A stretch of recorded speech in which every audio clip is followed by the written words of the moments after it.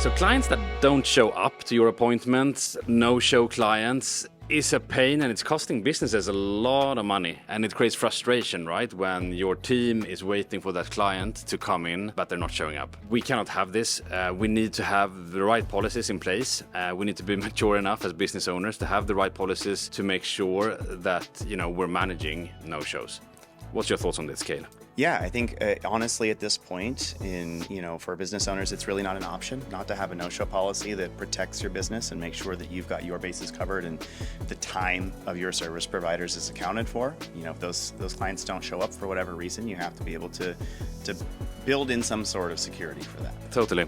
But I think the thing is a policy is of no value unless you have a way of actually reinforcing that policy, and unless you're actually living up to what you're saying in there, to how you action those who don't show up, those who no show, right? And so that's what we want to dive into today is your policy and how can you actually work with that to reinforce that, to reduce the number of no-shows in your business. And I'm really excited. We're here at the Mango Meet conference, Mango Mint's annual conference, and we're hanging out with a ton of cool people, including some very successful business owners, both from the spa space, from the hair salon space. And so you had a chance to meet with them earlier, right? I did, actually. I got a chance to meet with a few guests here at the Mango Mint conference, very successful business owners who had a ton of insight into how they shape no-show policies in their business to make it almost seamless and easy to communicate that information. So let's listen to what they had to say. Do you have a cancellation policy? We do, yeah. So our cancellation policy is within 24 hours. If you cancel, there's no fee. If you cancel in less than 24 hours, then there is a 50% fee.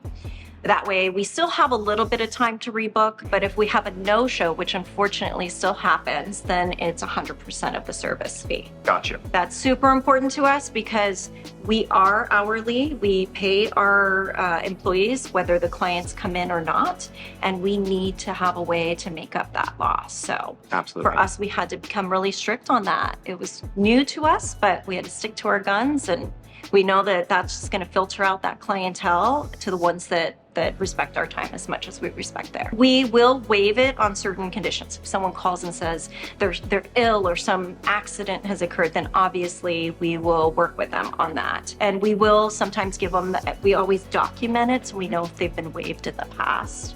So we know, okay, this is a repeat offender, we need to enforce it this time. Yeah. It's just kind of literally case by case basis. We definitely don't want to discourage a new client from coming back. It just depends upon the situation. We be as flexible as we can, but we certainly enforce it. Let's talk about no-show policies. Oh. Do you have one? Of course we do. Okay, let's hear it. It's again about expectations, right? So it's not so much that we want to enforce the policy. When we enforce it, we're very mindful. We make sure that it's not just, if it's someone that's been with us long term, we're not going to penalize them for one time. Things happen, but it's making sure that our clients know ahead of time, and Mango Mint is really a partner in that with the communication aspect.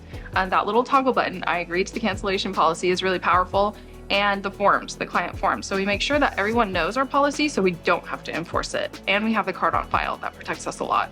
Super important. I think the communication aspect is making sure expectation management is handled up front. That makes for that seamless client experience. Exactly. Yeah. Let's talk about no-show policies.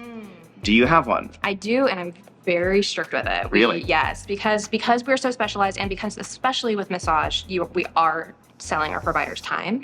We cannot be flexible with it. And I'm paid my providers on commission. So if they don't have a customer, I'm not making any money, and they're not either. So we actually charge 100% of the appointment fee. If we have somebody who is on a membership, the membership credit is redeemed, and it is. Very, very, very few times I have made an exception to that policy. I find that when I have strong boundaries, my business runs better. That makes sense, honestly. Yeah, I think the way you talked about setting expectations, it sort of builds that respect with clientele. I've noticed that with a lot of the customers that we've talked to, a lot of business owners that we've talked to, being clear about what your expectations are for your clientele. Absolutely. Builds that respect. And Mango Mint really helps with that because in all of the automated reminders that come to the client, so the automated text messages when they book an appointment, everything has the cancellation policy on it. So there is no way that they can claim that they didn't know. And that's so crucial, right? Making sure that that's not a question. Right. Yeah. Yeah. Right, man, I learned a ton from that? What's your like key takeaway, Cale, from what these business owners had to share with you? Honestly, it was more so that each and every one of them had accounted for the need for a no-show policy and built that into the structure of their business, right?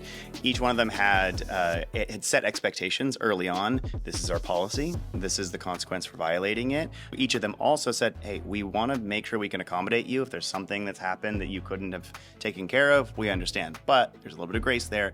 If you do no-show, there is a penalty for it, and we've made sure that you agree to that policy ahead of time.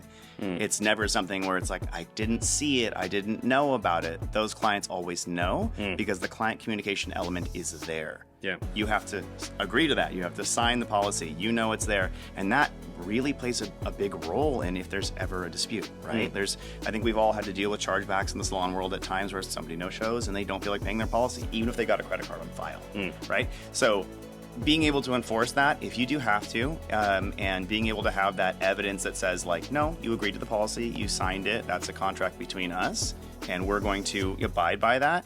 Not only is that set ahead of time, it builds, I think, respect in those clients to where they don't want to no-show. They know that they have to respect your time just like you respect theirs, and you set that time aside for them. And they're more likely to show up and be in your chair if they feel like your time is as valuable as theirs. Totally. Yeah. Love that.